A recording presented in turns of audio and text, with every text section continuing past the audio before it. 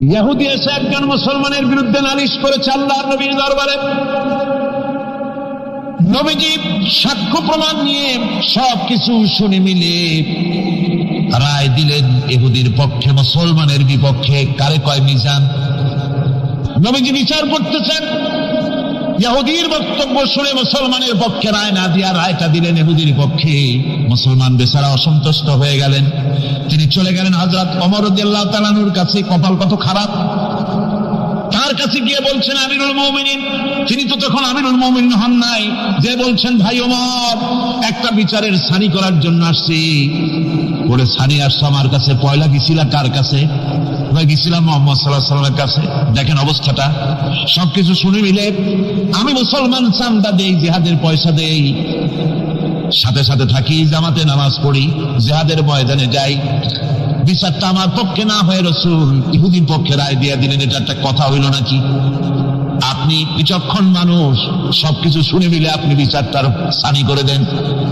হযরত ওমর বলেন, বাবাজি অপেক্ষা করো, আমি তোমার বিচারে সানি করতেছি, দাঁড়াও।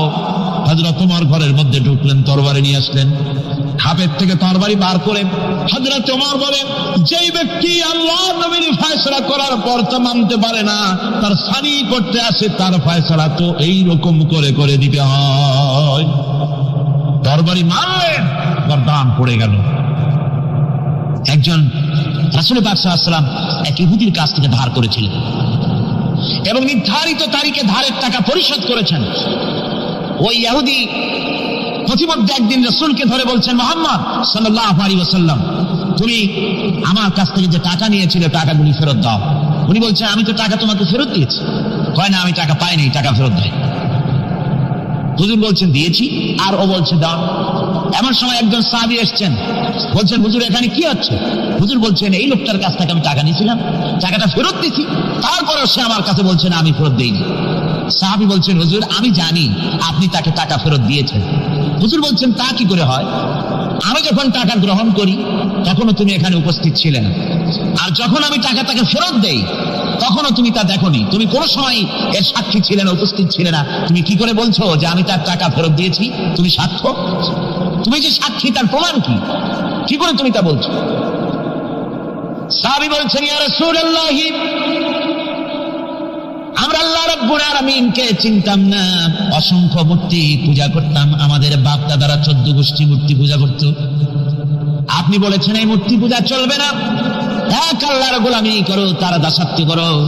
আল্লাহরে দেখি নাই, আপনার কথা মতো মা বাপের ধর্ম পরিত্যাগ করে, হাজার হাজার শত শত মূর্তিগুলিকে পরিত্যাগ করে এক অদাঠা আল্লাহরে বিশ্বাস করেছি, দেখি নাই। আপনি বলেছেন ফেরেশতা আছে, দেখি নাই, বিশ্বাস করেছি। আপনি বলেছেন জাহান্নাম আছে, বেহেশত আছে, দেখি নাই, বিশ্বাস করেছি। আপনি বলেছেন এ দুনিয়া এই জীবন জীবন নয়, আর একটা জীবন আছে, ওখানে আমাদেরকে উপস্থিত হতে হবে, জবাবদিহি করতে হবে আল্লাহর দরবারে। দেখি নাই, সাক্ষী পাই নাই, তবুও আপনার কথা মতো বিশ্বাস করেছি। হে আল্লাহর নবী, কোন সাক্ষ্য প্রমাণ ছাড়া শুধুমাত্র আপনার কথা মতো যদি এতগুলি বড় বড় কথা বিশ্বাস করতে পেরে থাকি, তাহলে ইহুদির এই মাত্র কয়েকটা টাকা ফেরত দিয়েছেন, এ কথা কেন বিশ্বাস করব না? অবশ্যই ফেরত দিয়েছেন, কোনো সন্দেহ নেই। গভীর রজনীতে আল্লাহর নবী ঘুমিয়ে আছেন।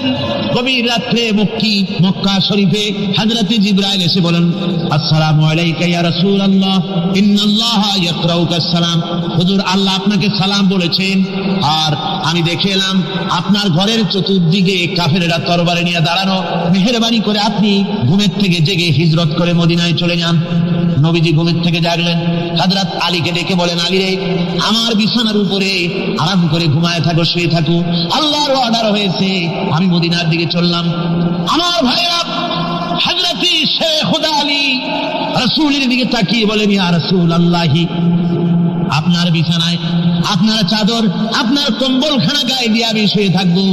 সকালবেলায় কাফির বেঈমানেরা এই ঘরের মধ্যে ঢুকে আপনার বিছানায় আপনার চাদর মুড়ি দিয়ে আমি আলীকে তারা মুহাম্মদ মনে করবে, আর আমাকে মুহাম্মদ মনে করে তাদের তরবারি দিয়ে তারা আমাকে টুকরা টুকরা করে জমিন থেকে বিদায় করে দেবে। আমি আলীর দিনের মধ্যে কোনো দুঃখ কষ্ট থাকবে না, বরং আমার মনের মধ্যে এটাই তৃপ্তি হবে যে আমি আলীর জীবনের বিনিময়ে আল্লাহর নবী দুনিয়ায় দুনিয়ায় বেঁচে আছে। ভাইরা আমার, নবীজি ঘরের থেকে বেরোলেন। ঘরের থেকে বেরিয়ে দেখেন চতুর্দিকে কাফেরেরা। হাতে এক মুষ্টি বালু নিলেন, সাহাতিল ওযু করে দম করে বালুটা ছেড়ে দিলেন। চতুর্দিকে কাফেরে দাঁড়ানো, কাফেরদের চোখে বালু চলে গেল। বালি চোখে গেলে অবস্থাটা কি হয় আপনারা জানেন। দুই হাত দিয়া চোখ লাগতেছে কাফেরেরা। নবীজি সরে গেলেন, একটা কাফেরও দেখতে পেল না কোন ফাঁকে নবী চলে গেলেন। পরবর্তী সময় আল্লাহ রাব্বুল আলামিন নবীকে ডেকে বলেন, ওয়া মা রামাইতা ইয রামাইতা ওয়ালাকিন্নাল্লাহা রামা। ও নবী, আপনি নিক্ষেপ করেন নাই যখন আপনি নিক্ষেপ করেছিলেন, আপনি শুধু বালুকণা ছেড়ে দিয়েছেন। আর আপনার আল্লাহ ঘরের চতুর্দিকে কাফেরদের চোখে বালুকণা পৌঁছে দেওয়ার দায়িত্ব আমার হুজুরাত গ্রহণ করেছিল। সুবহানাল্লাহ, সুবহানাল্লাহ। আমার ভাইরা, নবীজি হযরত আবু বকরের বাড়িতে গেলেন। দরজায় গিয়ে আস্তে করে নক করেছেন। দরজায় গিয়ে আস্তে করে নক করলেন। ভিতর থেকে আওয়াজ এলো, কে? ভিতর থেকে লাব্বাইকা সাদাইকা বলে হযরত আবু বকর বেরিয়ে এলেন। আল্লাহর নবী জিজ্ঞাসা করলেন, আবু বকর, এক ডাক দিলাম আর তুমি এক ডাকে সাড়া দিলে, তুমি কি ঘুমাও নাই? হযরত আবু বকর বলেন, ইয়া রাসূলুল্লাহ, আপনি বলেছিলেন আমাকে সাথে নিয়ে হিজরত করবেন। আমি চিন্তা করেছি না জানি কত গভীর রাত্রি নবীজি আসেন, আর আমার দরজার কিনারে দাঁড়ায়া নবীজি যদি দাঁড়ায়া দাঁড়ায়া ডাকে আবু বকর আবু বকর বলে, আমি আবু বকর যদি বিছানায় ঘুমায় আরাম করতে থাকি, নবীজির সঙ্গে বেয়াদবি হয়ে যাবে। এই ভয়তে আমি বিছানায় না শুয়া এই দেওয়ালের সঙ্গে দাঁড়ায়া দাঁড়ায়া ঘুমাচ্ছিলাম। ভাইরা আমার, নবীজি হযরত আবু বকরকে নিয়ে চললেন। কাবার দিকে তাকালেন, বাইতুল্লাহ শরীফের দিকে তাকায়া নবীজি চোখ থেকে দরদর করে পানি পড়ে আর ডাকে বলে, রে খানায় কাবা, ওরে কাবা, বড় আশা ছিল তোর খিদমত করব প্রাণ ভরে, কিন্তু তোর নিষ্ঠুর সন্তানেরা তোর কাছে আমারে থাকতে দিল না রে। নবীজি হযরত আবু বকরকে নিয়ে মদিনার দিকে না গিয়া উল্টা পথে জিয়াদ মহল্লার ভিতর দিয়া, মিসফালার ভিতর দিয়া, জাবালে সোরে, দুইটা পাহাড় পাড়ি দিয়া জাবালে সোরে যখন উঠলেন, ফজরে রক্ত হয়ে গেল। হযরত আবু বকর বলেন, হুজুর, গুহার একটা পায়া গেছি, এর মধ্যে ঢুকি, তা না হলে কাফেরেরা দেখে ফেলবে। হুজুর, আপনি বাইরে বসেন, আগে আমি ভিতরে ঢুকি, যেহেতু গুহার মধ্যে সাপ বিচ্ছু থাকতে পারে, যদি কোনো সাপ বিচ্ছু থাকে আঘাত আমার প্রতি আসুক, আল্লাহর নবী মাহফুজ থেকে যান। হযরত আবু বকর গুহা সাফ করে হুজুরকে ডাকলেন। হুজুর বলেন, আবু বকর, সারা রাত হেঁটে হেঁটে পা বেদনা হয়ে গেছে, তুমি বসো, তোমার উলুম করে মাথা রেখে আমি একটু ঘুমাইয়া যাই। নবীজি আরাম ফরমালেন। হযরত আবু বকর নজর করে দেখেন গুহার ভিতরে অনেকগুলি গর্ত, কোন গর্ত থেকে কোনো সাপ বিচ্ছু আসে নাকি। রুমাল ছিঁড়ে ছিঁড়ে গর্ত বন্ধ করতেছিলেন, দু একটা গর্ত যা বন্ধ করা গেল না, পা দিয়া হযরত আবু বকর চেপে ধরেছেন। এক পাহাড়িয়া বিষধর সাপ দংশন করেছে হযরত আবু বকরের পায়ের উপরে। হযরত আবু বকর বিষের যন্ত্রণায় চোখ দিয়া দরদর করে পানি পড়ে। রাসূলের ঘুম ভেঙে গেল। নবীজি তাকায় দেখেন আবু বকর কান্দে। হযরত রাসূল বলেন, আবু বকর, কান্দো কেন? বাড়ির কথা মনে পড়ে গেছে নাকি? বিবি বাচ্চার কথা মনে পড়লো নাকি? কান্দো কেন? হযরত আবু বকর বলেন, ইয়া রাসূলুল্লাহ, আল্লাহর কসম করে বলি, সেই দিন আপনার প্রতি ঈমান এনেছি, আল্লাহর প্রতি ঈমান এনেছি, এই কলিজার ভিতরে বিবি বাচ্চার চাইতে আপনার মহব্বত বেশি। সাপে আমাকে কেটেছে, তাই কাঁদতেছি। হুজুর সঙ্গে সঙ্গে মুখ থেকে থুতু মোবারক বার করে সাপে কাটা জায়গায় থুতু মোবারক লাগিয়ে দিলেন, যন্ত্রণা বন্ধ হয়ে গেল। হযরত রাসূল বলেন, আবু বকর, এত সময় কষ্ট করলে কেন? আগে আমারে বলো নাই কেন? তাহলে তাড়াতাড়ি সেরে যেত, এত কষ্ট তোমার হতো না। হযরত আবু বকর বলেন, ইয়া রাসূলুল্লাহ, এটা তো সাপে কাটার যন্ত্রণা, এর থেকে বেশি যন্ত্রণা যদি আমার হতো, যন্ত্রণার চোটে যদি আমার কলিজা ছিঁড়ে যেত লাগতো, তবুও আল্লাহর নবী আরাম ফরমাচ্ছেন, নবীর আরামের ভিতরে আমি বিঘ্ন ঘটাতে পারতাম না। ভাইরা আমার, কাফেরেরা খুঁজতে খুঁজতে দুদিন পরে যখন এই জায়গায় তারা চলে এসেছে, এখানে এসে তারা গুহার কাছে পায়ের চিহ্ন শেষ দেখলো। একজন বলে ভিতরে আসে, আর একজনে বলে নাই, আর একজন বলে আসে, আর একজন বলে নাই। হযরত আবু বকর বলেন, ইয়া রাসূলুল্লাহ, আমরা ধরা পড়ে গেছি, পালাবার কোনো পথ নাই, আমরা তো ধরা পড়ে গেলাম।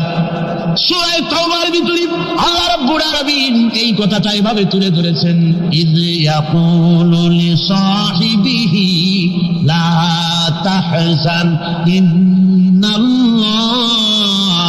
মা'ানা। আল্লাহ নবীকে বলেন, আবু বকর ভয় পেও না, আমরা মাইনরিটি নই, আমরাই মেজরিটি, আমাদের সংখ্যাই বেশি, ওদের ভয় তুমি করো না, কোনো চিন্তা করো না, ভয় পেও না, আল্লাহ রাব্বুল আলামিন আমাদের সাথে আছেন। সুবহানাল্লাহ সুবহানাল্লাহ বিহামদিহি, আল্লাহ রাব্বুল আলামিন আমাদের সাথে আছে, কোনো চিন্তা করো না, ভয় পেও না। আমার ভাইরা, বান্দা যখন আল্লাহর প্রতি ঈমান আনে, আল্লাহর প্রতি যখন তার মহব্বত বেড়ে যায়, আল্লাহর উপরে যখন সে নির্ভর করতে শেখে, তখন সে দুর্জয় নরসার্দুলে পরিণত হয়ে যায়। জোরে বলেন সুবহানাল্লাহ। সে বীর পুরুষ, দুর্জয় নরসার্দুল, কারো হুঙ্কার, কারো অগ্নিচক্ষ, ফাঁসির মঞ্চ, সেল জরিমানা, বোমা, কিরিচ, রিভলভার, স্টেন গান, কামান, এগুলির ভয়তে ভীত হয় না কে? মুমিন। কে হয় না? সে একমাত্র নির্ভর করে কার উপরে? বলেন কার উপরে? হযরত আবু হুরায়রা রাদিয়াল্লাহু তাআলা এই হাদিসটি বর্ণনা করেছেন। হুজুরের কাছে একজন অন্ধ লোক এলো।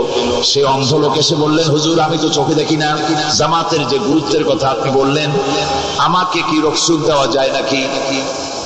আমি অনেক সময় সাথী সঙ্গী পাই না, আমাকে কি রুখসুত দেওয়া যায় নাকি?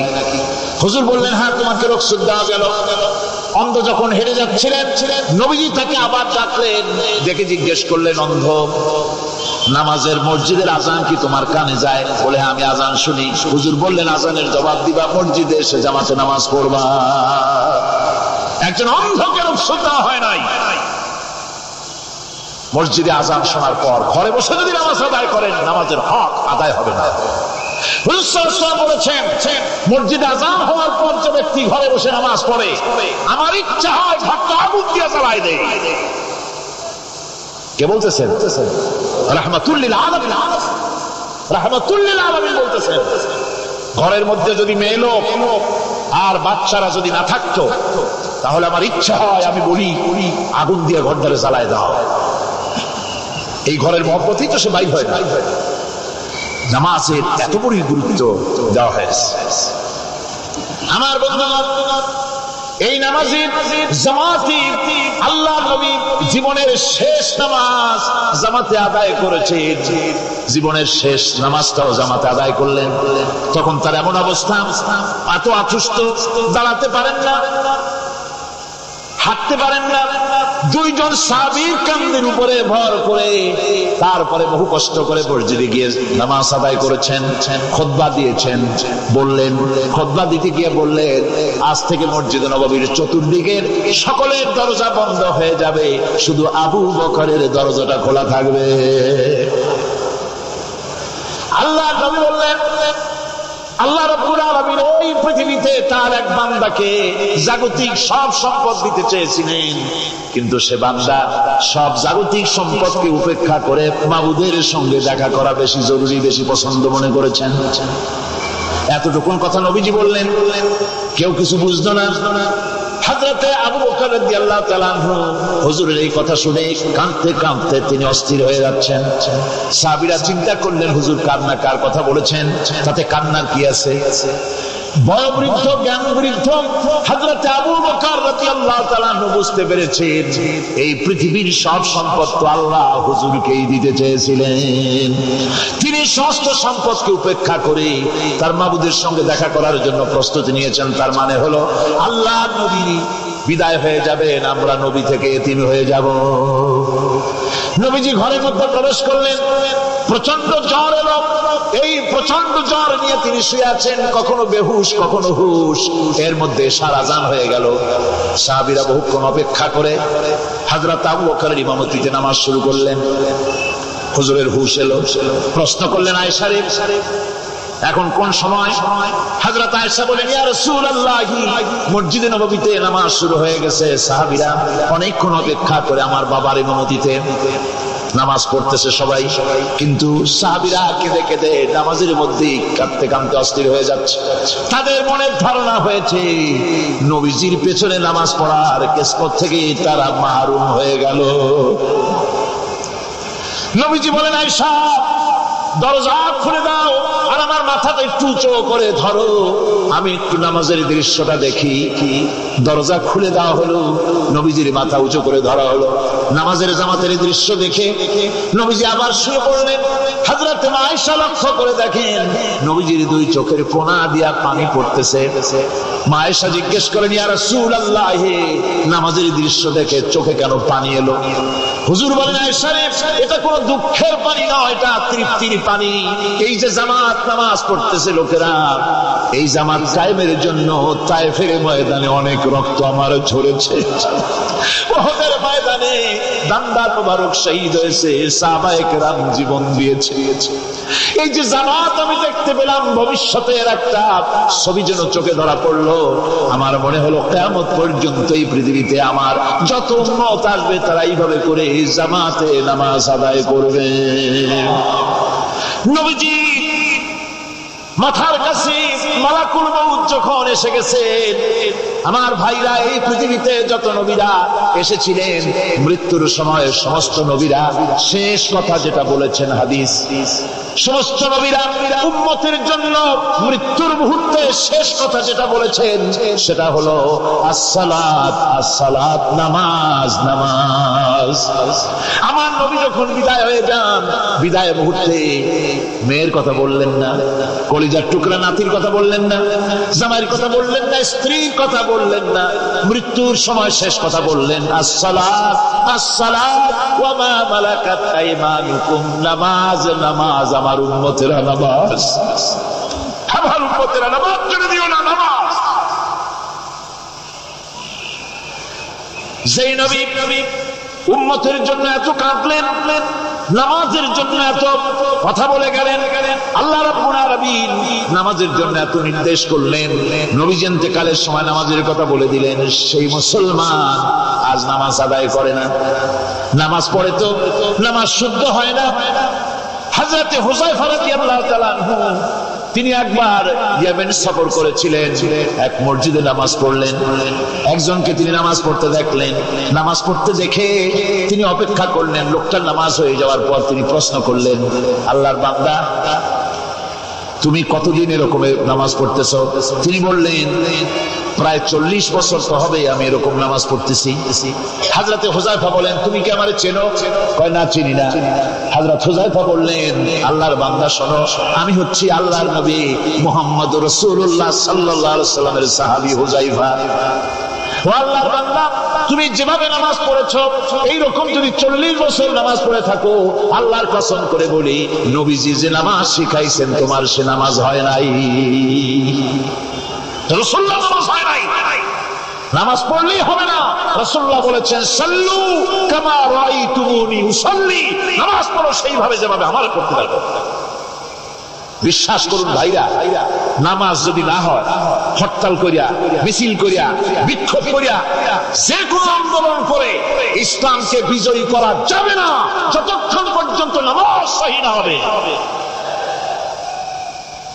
নামাজ হচ্ছে ফাউন্ডেশন, নামাজ নাই কিচ্ছু না।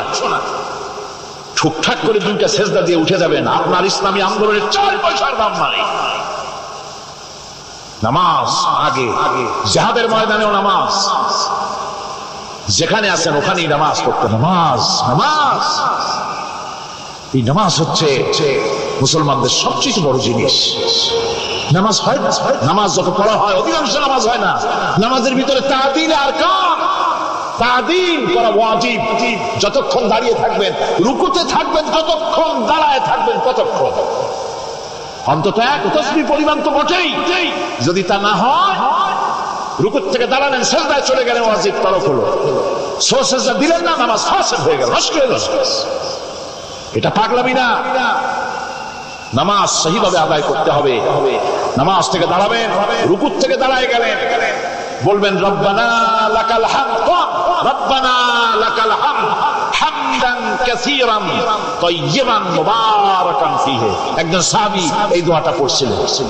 নামাজ শেষ করে আল্লাহর নবী প্রশ্ন করলেন, নামাজের ভিতরে অতিরিক্ত এই কথাগুলি কে বলেছো? সাহাবী ভয় পেয়ে গেলেন। ভয় ভয় তিনি বললেন, হুজুর আমি বলেছি। হুজুর বললেন, তুমি জানো না আমি নবী, তুমি নবী না, আমি যা দেখি তুমি দেখতে পাও না। তুমি যখন এই দোয়াটা পড়তেছিলেন আমি লক্ষ্য করেছিলাম আল্লাহর রহমতের ফেরেশতারা প্রতিযোগিতা করতেছিল তোমার আমল নামায় কে কত বেশি নেকি লিখবে। রুকুতে দাঁড়ায়া এটা পড়বেন, সিজদায় চলে যাবেন, দুই সিজদার মাঝখানে ততক্ষণ বসে থাকবেন যতক্ষণ একটা সিজদার ভিতরে ছিলেন। পড়বেন আল্লাহুম্মা গফিরলি ওয়ারহামনি ওয়াহদিনি ওয়াআফিনি ওয়ারযুকনি। নামাজের মধ্যে দোয়া করতেছেন, আল্লাহ আমারে ক্ষমা করে দাও। সব দোয়া সব হুজুরের, আমাকে ক্ষমা করো, আমাকে হেদায়েত দাও, আমাকে সুস্থ করো, আমাকে রহম দাও, আমাকে রিজিক দাও। সুবহানাল্লাহ। নামাজের ভিতরে দোয়া কবুলের সময়, নামাজের সিজদার ভিতরে দোয়া কবুল হয়। এইভাবে করে রাসূল করিম সাল্লাল্লাহু আলাইহি ওয়াসাল্লামের নামাজটা কেমন হাক্কানি উলামাদের কাছ থেকে জেনে নেবেন। যেহেতু হুজুর বলেছেন সাল্লু কামা রাআইতুমুনি উসাল্লি, নামাজ পড়ো সেইভাবে যেভাবে আমাকে পড়তে দেখো। হুজুর সাল্লাল্লাহু আলাইহি ওয়াসাল্লাম ফতহ মক্কার দিনে সকলকে ক্ষমা করে দিয়েছিলেন, কিন্তু 5 জন নারী আর 6 জন পুরুষ সম্পর্কে বলেছিলেন এদেরকে যেখানে পাও সেখানে হত্যা করো। এর মধ্যে ওয়াসি বুঝতে পেরেছি মুহাম্মদ সাল্লাল্লাহু আলাইহি ওয়াসাল্লাম আল্লাহর রহমত, করুণার নবী, দয়ার নবী, তার কাছে যদি আমি যেতে পারি তাহলে তিনি আমার সম্পর্কে যদি তার সামনে যেতে পারি তাহলে তার কঠোর মনোভাব আমার প্রতি নরম হয়ে যাবে। এই মনে করে সাহাবায়ে কেরামদের চোখ এড়ায়া তিনি হুজুরের সামনে গিয়ে হাজির হয়ে গেলেন। হুজুর তাকে দেখি বললেন, তোমার নাম ওয়াসি? তিনি বললেন, হ্যাঁ আমার নাম ওয়াসি।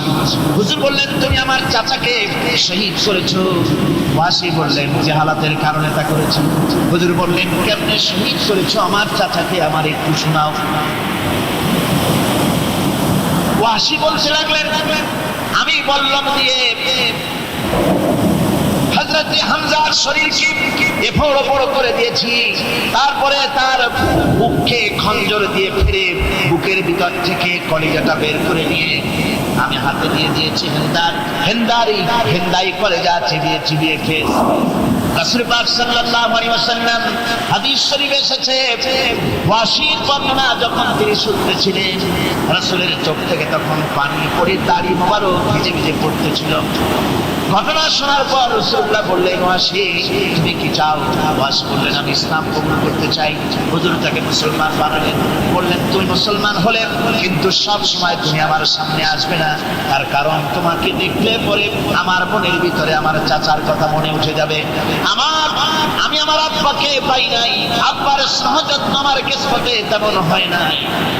আমার চাচা হামজা আমাকে পিতার মতো করে আমাকে স্নেহ করেছে, তোমাকে দেখলে পরে তার কথা মনে পড়বে, সুতরাং তুমি সবসময় আমার সামনে আসবে না।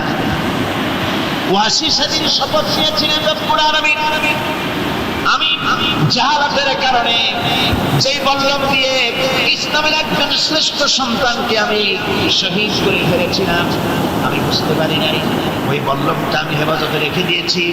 তুমি আমার এই দোয়া মঞ্জুর করো, আমি যেন এই বল্লম দিয়ে এই পৃথিবীর নিকৃষ্ট ইসলামের কোন দুশ্মনকে যেন আমি শেষ করে দিতে পারি। আল্লাহ পাক দোয়া তার মঞ্জুর করে দিলেন। মুসাইলামা কাযযাবের বিরুদ্ধে হযরত আবু বকর সিদ্দিক রাদিয়াল্লাহু তাআলা যে বাহিনী পাঠালেন, হযরত ওয়াসি সেই বাহিনীর মধ্যে ছিলেন। আর তিনি সেই বল্লমটা দিয়ে, যে বল্লম দিয়ে তিনি হযরত হামজাকে শহীদ করেছিলেন, সেই বল্লমটা দিয়েই ইসলামের নিকৃষ্ট শত্রু মুসাইলামা কাযযাবকে দুনিয়া থেকে তিনি বিদায় করে দিলেন। আমার ভাইরা, রাসূল পাক সাল্লাল্লাহু আলাইহি ওয়াসাল্লামের ইন্তেকালের পর এ পর্যন্ত নবুয়তের যারা দাবি করেছে এক হিসাবে জানা গেছে 28 জন দাবি করা হয়ে গেছে। রাসূল বলেছেন আমার পরে 30 জন মিথ্যাবাদী নবুয়তের দাবি করবে। কতজন করবে? হয়ে গেছে, বাকি আছে কত? এর মধ্যে গোলাম আহমদ একজন। গোলাম আহমদ দাবি করল যে আমি নবী। আর অনেকগুলি বই কিতাব সে লিখেছে। বইয়ের মধ্যে এক জায়গায় সে লিখেছে, তার বইয়ে এক জায়গায় লিখেছে যে আমি স্বপ্নে দেখলাম আল্লাহ আমার সামনে উপস্থিত। আল্লাহ আমার সামনে এসেছেন পুরুষের আকৃতিতে।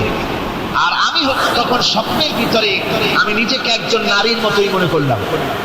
স্বপ্নের ভেতরেই আল্লাহ পাক পুরুষ হিসাবে আমাকে ব্যবহার করলেন। আমি স্বপ্নের মধ্যেই গর্ভবতী হলাম এবং স্বপ্নের ভিতরে আমি গোলাম আহমদ মসিহে রূপান্তরিত হয়ে গেলাম। নাউযুবিল্লাহি মিন যালিক। গোলাম আহমদ বলছে আল্লাহ পাক ওহীর মাধ্যমে আমাকে জানিয়েছেন, আল্লাহ আমাকে বলেছেন, গোলাম আহমদ তুমি হচ্ছ আমার সন্তান তুল্য। নাউযুবিল্লাহি মিন যালিক। এইভাবে অসংখ্য মিথ্যে কথা দিয়ে ওই পত্র রচনা করেছে। লোকেরা তার কাছে নবুয়তের প্রমাণ চেয়েছে। আসলে শরীয়তের বিধান হচ্ছে হুজুরের পরে যদি কেউ নবুয়তের দাবি করে তাহলে তাকে সে নবী কিনা এর কোনো প্রমাণ তার কাছে চাওয়া জায়েজ নাই। যেহেতু প্রমাণ চাইতে গেলে বোঝা যায়, সন্দেহ হয় কিছুটা প্রমাণ দিতে পারলে তাহলে সে নবী হবে। কথা বুঝতে পেরেছেন? এই জন্য রাসূলের পরে যদি কেউ নবুয়তের দাবি করে তাহলে তার কাছে নবুয়তের দাবির কোনো প্রমাণও চাওয়া যাইবে না। বিনা প্রমাণে রাসূলের পরে নবুয়তের দাবি যেই করবে সে কি হবে? জোরে বলেন কি হবে? কাফির হয়ে যাবে। দুনিয়ার সমস্ত উলামা, সমস্ত মুহাদ্দিস, সমস্ত মুফাসসির, দুনিয়ার সমস্ত মুফতি সব একমত, কোনো দ্বিমত নাই। গোলাম আহমদ কাদিয়ানী কাফের।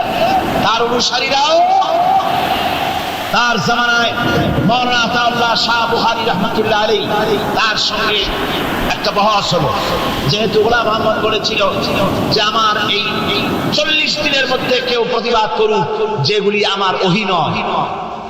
হযরত মাওলানা আতাউল্লাহ শাহ বুখারী রাহমাতুল্লাহ আলাইহি সেই যুগের একজন শ্রেষ্ঠ আলিম, তিনি বললেন আমি তোমার কাছে কোনো প্রমাণ চাই না তুমি নবী কিনা।